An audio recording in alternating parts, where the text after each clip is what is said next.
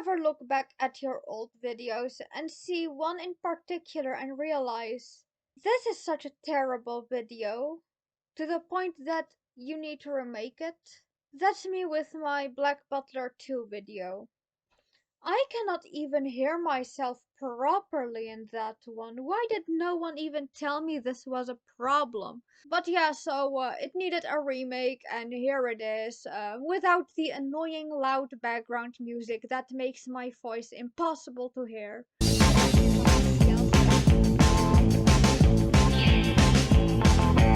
And now I am hopefully going to do a better job articulating my points and make better points than yapping about how a character supposedly didn't die when he clearly did die. But I'm getting ahead of myself. If you do want to watch my old video, you can't. I privated it. And if you have watched my old video before this one, no you didn't. I think that this video is a massive improvement. I promise. You don't have to watch the old one and you don't want to. Anyway, back on topic. To answer the question on whether Black Butler 2 even is bad, I'm just going to say yes, but also no. I mean yes in that it is shit, like I don't think it's a secret that it's shit, like everyone and their mother has been shitting on it. But I am going to make a point that I haven't seen anyone else make. And that will be the fact that I do think that Black Butler 2 has really been doomed from the start. A lot of YouTubers will talk about how bad the animation is, which, as an artist, I really don't think it looks that bad. Like, it does not look that different from season 1 at least. I mean, it's not on the same level, of course. It is, obviously, there's a bit of a downgrade, but it's not really anything to write home about. Another argument I see is about bad writing, which, yeah, if you are a writer that feels insecure about your writing, do watch Black Butler 2, honestly, and you will feel better, I can guarantee that. Because if the writing team of a formerly aired anime can be this terrible, there really is no need to worry about your own writing mistakes. I mean, my writer friend, when I visited her, I subjected her to the cringe that is Black Butler season 2, and it did help her. Oh yeah, if you're watching this, hello. I hope you're having a good day. But no, I do think that Black Butler 2 would have still messed up in at least some way. Even if A1 Productions had the best writing team in the universe. So yeah, I do not think that it being bad has anything to do with the writing team. Though obviously it is a huge flaw that did not help it. It did basically kick the horse while it's dead. But I think that the thing that especially set Kuroshitsuji II up for failure was the fact that season 1 already had a clear-cut ending.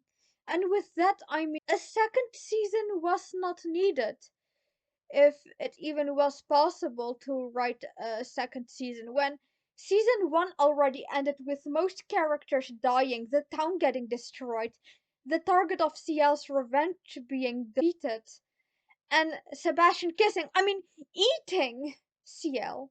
Well, I do think that the idea of Sebastian getting cock-blocked would have worked. I do think it was handled poorly. But even then, I think it would be difficult to translate into a full-fledged season. I think it would have worked better as an OVA. Maybe 2 episodes if it was needed.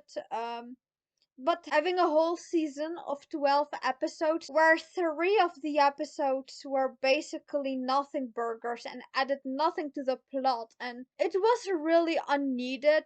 You could pretty much tell that the writers did not even know what they wanted to do. Now, in my original video, I did make a mistake of dedicating a chunk of the video to like talking about the plot and explaining it, but honestly, I think we all know that the writing is shit, and I don't think that we really need me just dissecting the plot and going, oh my god, that does not make any sense. Like, we all know that. Like, the amount of times my friend asked me about the plot, and my only answer to it was like, oh yeah, that is the bad writing.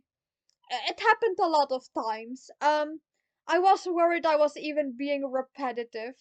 That being said, I will give you a few things that about the plot that did annoy me the most. I will make the list as short as I can, even though there's like a whole lot. But number one, the whole arc where CL just lost his memory and forgot anything that happened in season one. Like, this was a major plot point.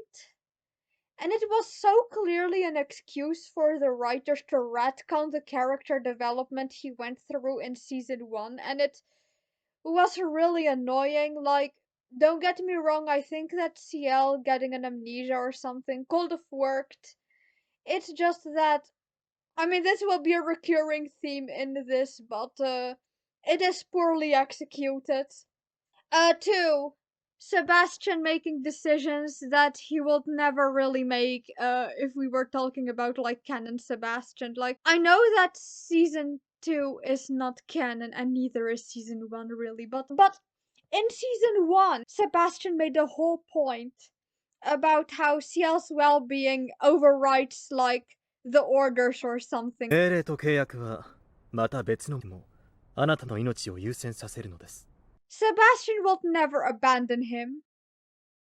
Like, TL was so obviously manipulated by Claude. Like, yes, I'm very salty about this still. Honestly, Sebastian is not the only character that was painfully mischaracterized in this season. And for some reason, they resurrected Lau and Ranmao. And they gave Fred Aberline a brother, despite the fact that in season 1, Aberline clearly stated that he did not have any siblings. But I do think that does go hand in hand with the aforementioned desperate attempt to make it look like season 1 again, while completely ignoring what made season 1 good in the first place. But I do think that the mischaracterization is especially painful when it comes to Sebastian, because he is literally the titular character. Number 3. The entirety of Hannah Anna Fellows, to be honest.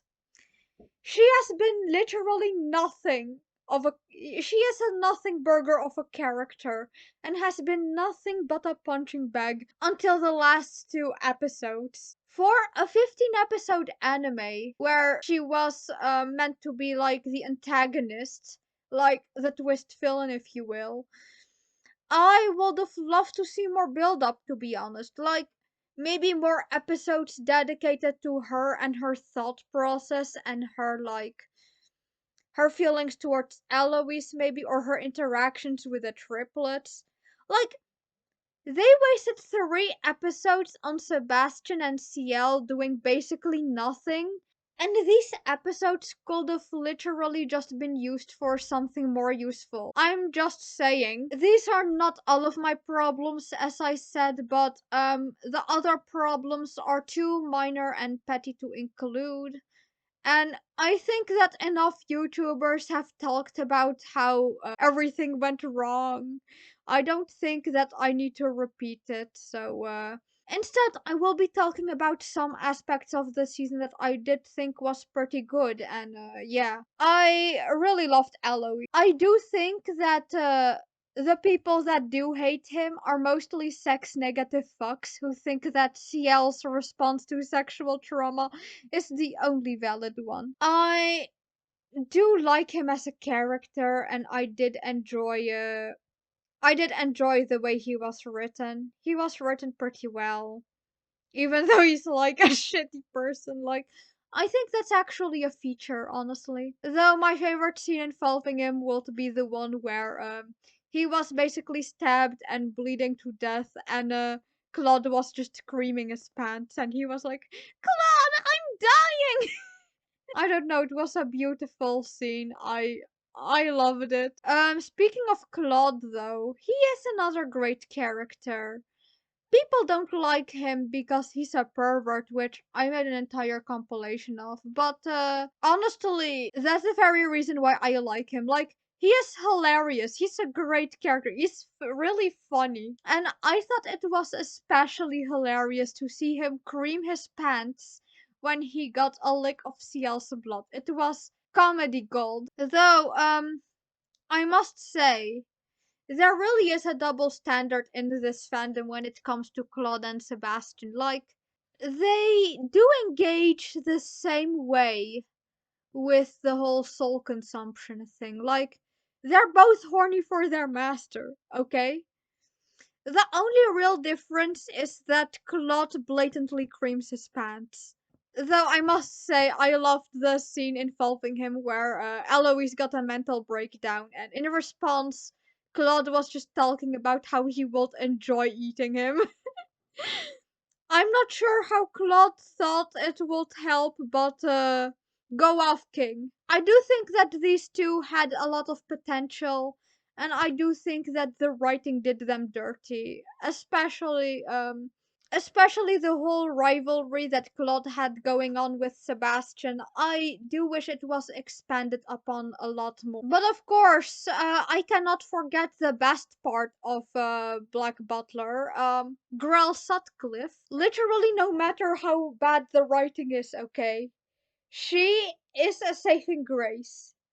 She has been a major saving grace in this season, even. Like, I'm not exaggerating. But yeah, despite what I said about that, I do think that it was doomed from the start. I do think the premise could have worked. Like, I think that Sebastian being cockblocked by Claude would have worked really well, actually. And again, I wish that their rivalry was expanded on more. I think that the biggest problem is the fact that the idea is there, they just did not execute it well. That, and I think it would have worked better as a singular movie or 2 episode OVA rather than a 12 episode long season, as I said.